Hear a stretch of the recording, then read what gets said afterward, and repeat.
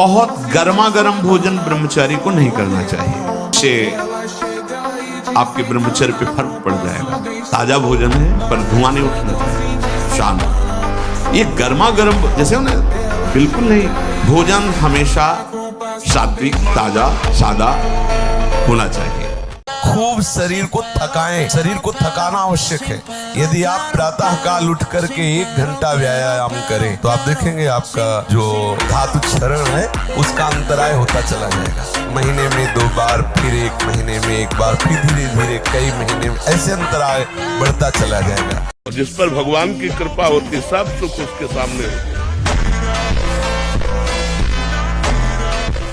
कदम बढ़ाओ, पीछे मत लौटो, इधर उधर किसी को मत ताको कि तुम्हारा कोई सहयोग करेगा। अगर किसी को सहयोगी माना तो निराश ही कर देगा। चिंतित क्यों हो रहे हैं अपने लिए, परेशान क्यों हो रहे हैं? हम कहते हैं आप ब्रह्मचर्य रह के देखो और नाम जप करो, बड़ी बड़ी विपत्तियों को रौंद के न निकल जाओ। तो हमसे बताओ, इतना ही हम सीख पाए हैं जीवन भर की बाबागिरी में। बाबागिरी होती ना, हम बाबागिरी की बात, हम अपने इस परमार्थ मार्ग के पथ में जो बाल्यावस्था से अभी तक चले, तो दोनों जगह की पढ़ाई, काशी की पढ़ाई और वृंदावन की पढ़ाई, दोनों की पढ़ाई में हम इतने सीख पाए हैं कि जिस जीव ने यह निश्चय कर लिया कि हे प्रभु मैं आपका हूं, उसका पतन नहीं हो सकता, वो नष्ट नहीं हो सकता, चाहे जितना वो विषय हो, भगवत प्राप्त हो जाएगा। जो अज्ञानी जन है, नहीं जानते हैं, तो वो कहते हैं माँ को शराब का भोग लगाते हैं, बकरे काटते हैं, ऐसी सब क्रियाएं नहीं करनी चाहिए। माँ जगत माता है, जैसे हम उसके पुत्र हैं, ऐसे बकरा भी उसका पुत्र है। अपने पुत्र के गला कटवा के कभी माँ प्रसन्न होती है क्या? और माँ कभी मदिरा और गंदी चीजें सेवन करने वाला कभी माँ का आराधना कर सकता है? ये सब निकृष्ट लोग हैं, अज्ञानी लोग हैं, ये लोग नहीं जानते हैं। तो कभी ऐसी गलती मत करना। तो ऐसे प्रसाद को भी नहीं लेना चाहिए कि कोई बकरे का मांस और मदिरा या कुछ ऐसा दे कि माँ का प्रसाद ले। नहीं भाई, ये माँ का प्रसाद आप ही पाओ। हमारी माँ दूसरी है, जो सात्विक है, जो देवी है, जो जगत माता है, परम पवित्र है। नारियल की बलि दो, नींबू की बलि दो, सुंदर 56 प्रकार के भोग लगाओ, वो प्रसाद पाओ, ठीक है। जैसे बमन को तुम्हें कहा जाए, हाथ जोड़ के पैर छू के कहा जाए कि खा लो, तो आप नहीं खाओगे।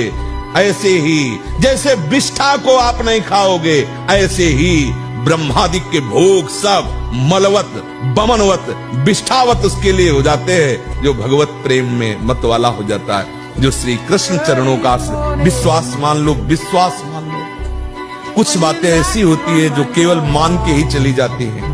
हृदय की बात कहता हूं, ये सब विकारों से ग्रसित हृदय रहा है और है, शुरू से देखा है, विकारों को देखा है, उनकी प्रबल शक्ति को देखा है और श्री कृष्ण कृपा को देखा है। विश्वास कर लीजिए, मतलब इसके आगे हम आपको नहीं बोल सकते, बस इतना जरूर है कि आप विश्वास कर लीजिए। विश्व का कोई भी सुंदर भोग इतनी ताकत नहीं रखता कि मन से भी भोगने की इच्छा आ जाए। शरीर की तो बात जाने दो, मन से भी भोगने नहीं रखता। उनके बल से कह रहा हूं, उनके बल से कह रहा हूं, उनके द्वारा दी हुई शांति से कह रहा हूं, उनके द्वारा दी हुई शीतलता से कह रहा हूं। देखा है इसमें, काम देखा है, क्रोध देखा है, इसमें देखा है विकलता देखी है भोगों की, और इसमें कृष्ण कृपा भी देखी। अभी 12 वर्ष का बच्चा है, अब उसने गंदे आचरण शुरू कर दिए, वीरनाश करना शुरू कर दिया। अब वो जब 22 वर्ष का होगा तो उसकी हालत खराब हो जाएगी। अच्छा, 25 वर्ष तक ब्रह्मचर्य रहा, फिर वो गृहस्थी में गया, तो कुछ उसका गृहस्थी नहीं बिगाड़ पाएगी, क्योंकि परिपक्व हो गया ना, उसका जो सप्तम धातु परिपक्व हो चुकी, तो उत्तम संतान होगी और वो धैर्यवान होगा। उसका माइंड जो है काम करेगा कि हमें संयम से रहना है। अपने लोगों ने बहुत बड़ी गलती कर दी, इसलिए सावधान। साधक स्वप्न दोष से बचना चाहता है तो सर्वप्रथम उसको भगवान की शरण में होना, क्योंकि प्रभु की शरणागति से हमारा जो अंतःकरण मलिन चिंतन से युक्त है उसका सुधार होगा। चिंतन बिना बदले हम इसे रोक नहीं सकते। लोग ऐसे थोड़ी उठते थे शुरुआत में कि भाई सर्दी का समय तो रजाई उड़ के भजन नहीं। पहला काम घड़ी में हमारा राइट टाइम हुआ, सब हटा दिया, नीचे उतरे, वज्रासन में बैठे, जल पिया, शौच स्नान, अपनी दिनचर्या में दंड बैठक मारी, अपनी दिनचर्या में। साधु का मतलब क्या, फौज का जैसे आदमी नहीं, ऐसे भगवत पार्षद होता है कोई, ऐसे थोड़ी मरा मुरा लंजू पुंजू, ऐसे वो तो शरीर रोग ग्रसित हो जाते हैं। प्रारब्ध अनुसार वो बातें अलग होती हैं, सूरवीरों का कार्य है। वीर भगवान के द्वारा दी हुई वो शक्ति है जिससे भगवत प्राप्ति में बहुत सहयोग होता है। ये जानबूझकर ऐसी क्रिया करते हैं जिससे वीर पात हो। ये जो आप कृष्ण कृष्ण राधा राधा बोल रहे हो, ये आपको कभी उदास नहीं होने देगा, कभी निराश नहीं होने देगा। तो फिर पूरे विश्व में कोई टेंशन युक्त होना ही नहीं चाहिए, क्योंकि सब मौज में लगे। जीवों की हत्या करके उनका मांस खाना, मदिरा पीना, व्यभिचार करना, नए नए व्यभिचार करना, तो सबको मस्त होना चाहिए। अगर हमको ये दिखाई दे कि तुम्हारी बात सत्य है तो हम सुने, सब टेंशन में है। कोई भी प्रभु को साक्षी करके बोले कि भजन के बिना किसी का हृदय शांत हो गया है, तो मुझे एक भी व्यक्ति विश्व में नहीं महापुरुषों ने देखा है अपनी दिव्य दृष्टि से। यदि अखंड ब्रह्मचारी वैराग्य मार्ग के पथिक हो तो चूक ना होने पावे प्रार्थना करते हैं। इंद्रियों को शिथिल ना होने देना, मन को शिथिल मत होने देना, नहीं तो ऐसा बंधन ये बांध देते हैं कि बड़े बड़ों को सर झुकाकर चलना पड़ता है, रौंद देती है माया। अगर विषय का नाश करके सच्चिदानंद रस में स्थित होना है तो जो ही कोई विषय आएगा तो सबसे पहले वो आश्रय प्रकट करेगा। आश्रय नहीं है तो आप विकल नहीं हो सकते, आश्रय नहीं है तो आप इतने घबराहट से युक्त नहीं हो सकते।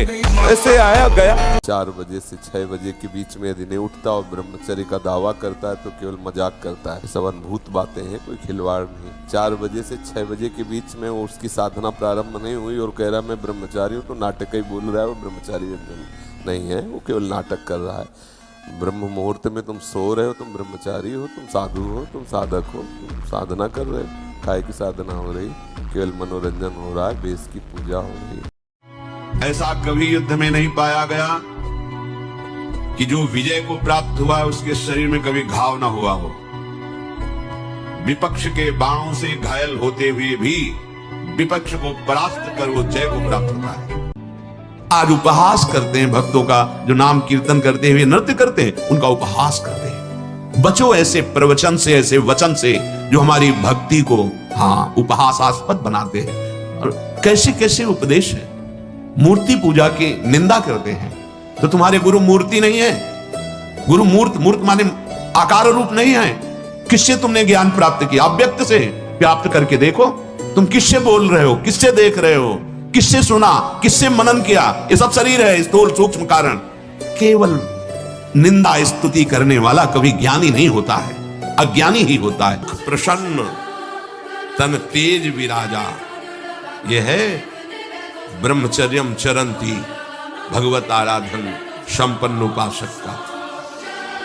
जैसे आग में पैर रखते हुए कोई चले तो कैसे चलेगा, ऐसे ही ब्रह्मचारी की पहचान है।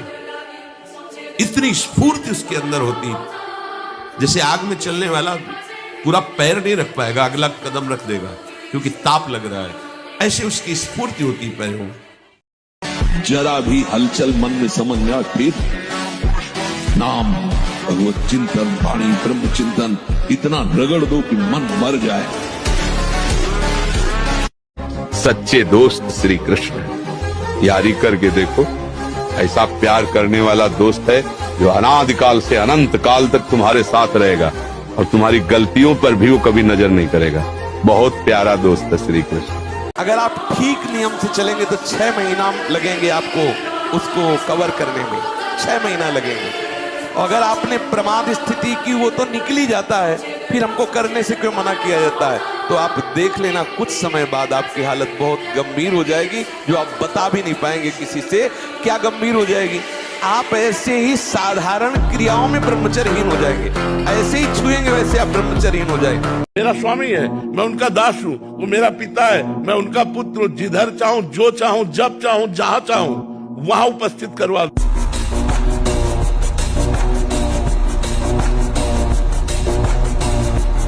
अगर आप ब्रह्मचर्य नहीं है तो ये मत करो। इसकी क्षमता केवल ब्रह्मचारी की है। इसे त्राटक क्रिया कहते हैं। इससे मन बहुत जल्दी वश में होता है, बहुत जल्दी। ये बिल्कुल इसका तो देखा है। और ऐसा एकाग्र पुरुष जो संकल्प करेगा वही हो जाएगा उसकी क्षमता के अनुसार। हाँ, ये जो शुक्रपात, वीरपात, वीर स्खलन, स्वप्न दोष, जिसे कहा जाता है ये दैहिकी वीरपात और व्याधिकी वीरपात। दैहिकी वीरपात जो स्वाभाविक हो जाता है उसमें बिल्कुल आपकी हानि नहीं, कोई दोष नहीं। और जो ये व्याधिकी वीरपात है ये बहुत हानिकारक है, ये आपके जीवनी शक्ति को नष्ट कर देने वाला है, इसलिए इससे सावधान रहें। चाहे जितना कुसंग मिल जाए कोई फर्क नहीं पड़ता। हमारा निर्णय कमजोर है तो हम कहीं भी गिर सकते हैं। अगर हमारा निर्णय कमजोर नहीं है, पक्का है, तो कोई भी हमें नहीं गिरा सकता। सबसे बड़ी देवी माँ है, सबसे बड़ी पूजा माँ है। अगर अपनी माँ की सेवा कर ली तो भगवान को प्रसन्न कर। मान जाओ हमारी बात। महाराज जी, नाम जब भी यथासंभव करती हूँ महाराज जी, मुझ में घमंड या ईगो नाम जैसी कोई भी चीज नहीं है, फिर भी यही घमंड।